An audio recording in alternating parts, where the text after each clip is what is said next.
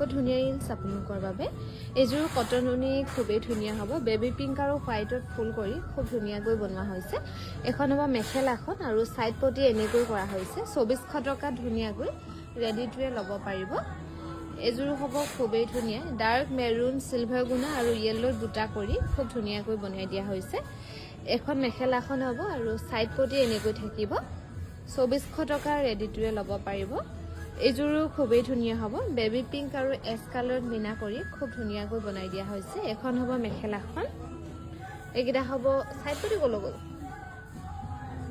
Side পটি এইকেইটা side পটি হ'ব। 2400 টকাত ধুনীয়াকৈ ৰেডি টুৱে ল'ব পাৰিব। আৰু এইযোৰো খুবেই ধুনীয়া হ'ব। গুণা আৰু সূতা ফুলত খুব ধুনীয়াকৈ বনোৱা হৈছে। 2400 টকাৰ ৰেডি টুৱে ল'ব পাৰিব। এই কটন নুনিৰ যোৰা, ছাইড পটি এনেকৈ থাকিব। এইযোৰ হোৱাইটত বনোৱা হৈছে, সৰু সৰু বুটা কৰি। 2400 টকাৰ ৰেডি টুৱে ল'ব পাৰিব এই কটন নুনিৰ যোৰা।